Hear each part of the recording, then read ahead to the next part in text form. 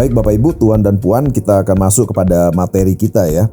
Jadi ketika perusahaan sudah mulai mengalokasikan aset ke Bitcoin, kita sering fokus pada potensi return saja. Ya, namun dalam praktiknya ada satu faktor yang sama pentingnya, yaitu bagaimana perlakuan pajaknya.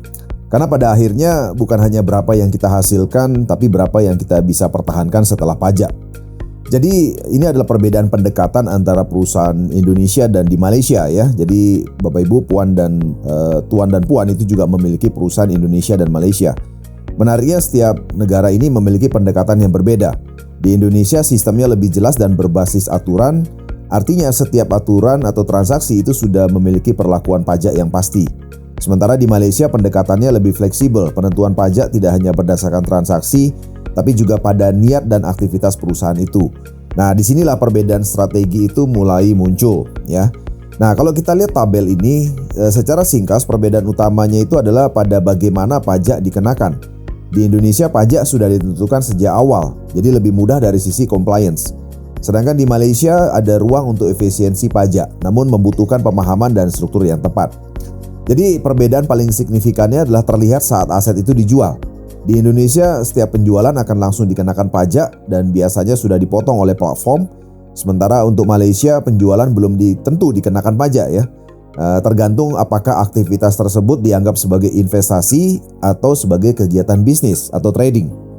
Nah, di Malaysia itu ada konsep penting yang disebut sebagai batch of trade ya, di mana ini adalah cara otoritas pajak menilai apakah suatu aktivitas perusahaan itu termasuk investasi atau perdagangan.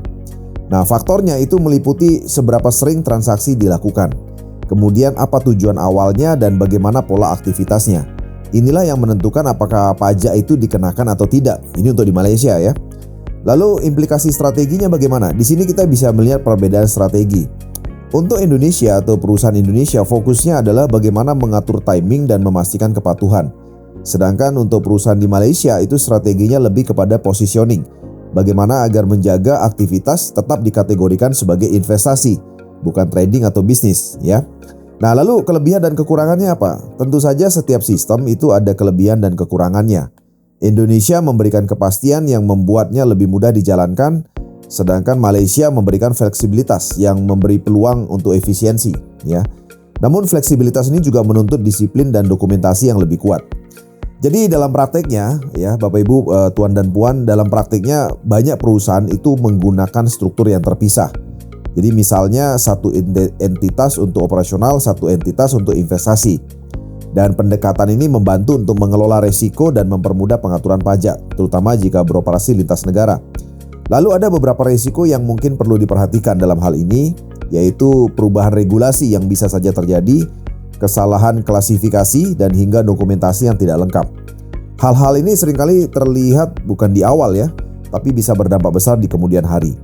Jadi strategi optimalnya adalah bukan soal memilih negara mana, tapi bagaimana kita menyesuaikan pendekatannya. Di Indonesia fokus pada compliance dan efisiensi transaksi, sementara Malaysia itu fokus pada positioning sebagai investasi jangka panjang. Jadi Bapak Ibu, Tuan dan Puan, dari seluruh pembahasan ini kita bisa tarik satu insight sederhana, yaitu Indonesia memberikan kepastian pajak, Malaysia memberikan peluang efisiensi pajak, dan keduanya memiliki tempat dalam strategi yang tepat. Dan pada akhirnya strategi pajak ini bukan tentang menghindari kewajiban ya, tapi tentang mengelola dengan cerdas. Dengan struktur yang tepat, perusahaan tidak hanya bertumbuh tapi juga lebih efisien dan berkelanjutan. Karena dalam dunia bisnis yang penting bukan profit tapi bagaimana kita mengelolanya ya. Jadi return bisa dicari di pasar, tapi efisiensi pajak itu diciptakan melalui strategi ya. Baik Bapak Ibu, Tuan dan Puan, ini materi pembuka. Sebagai materi inti kita akan lanjutkan dengan diskusi lebih lanjut.